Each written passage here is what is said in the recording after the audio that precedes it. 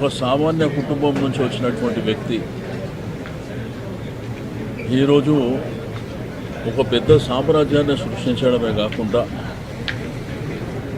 ఈనాడు దినపత్రిక ఈరోజు తెలుగు వాళ్ళు మరి ప్రేమించేటువంటి పత్రిక గడిచిన 50 సంవత్సరాల నుంచి మరి వాస్తవాలని ఉన్నట్టుగా మరి ప్రజలకు చేరువేయడమే కాకుండా మరి చాలామందిని కదిలించినటువంటి వారు రామోజీరావు గారు ఒక వ్యవస్థ కింద ఈరోజు రామోజీ ఫిలిం సిటీ అనేది ప్రపంచంలోనే ఇటువంటి ఫిలిం సిటీ ఎక్కడ కూడా లేదు.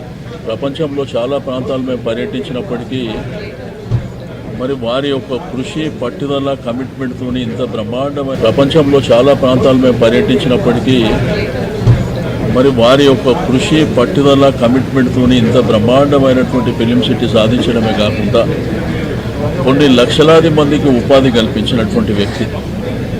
ప్రియా ఫుడ్స్ స్థాపించడమే కాకుండా మరి ఈరోజు వారు టీవీ రంగంలో కూడా ఈటీవీ కానివ్వండి, మరి అదేవిధంగా టీవీ సీరియల్స్ కానివ్వండి, ఈరోజు తెలుగు వాళ్ళు ఎక్కడున్నా కానీ అంటే తెలుగు రాష్ట్రాలే కాకుండా యావత్ ప్రపంచంలో ఎక్కడున్నా కానీ మరి బ్రహ్మాండంగా ఆదరిస్తున్నారంటే వారి యొక్క పట్టుదల కమిట్మెంట్.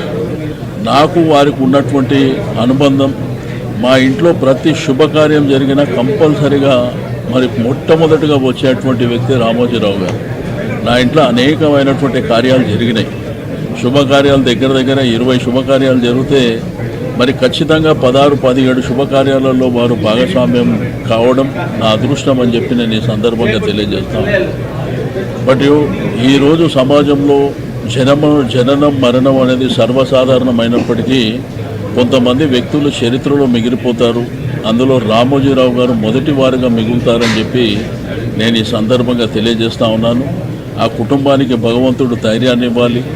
తప్పకుండా వారు ఏ ఆశయాలతోని ఈ వ్యవస్థల్ని స్థాపించిండో తప్పకుండా దాన్ని ముందుకు తీసుకువెళ్ళవలసినటువంటి అవసరం ఆవశ్యకత మరి ఉన్నది.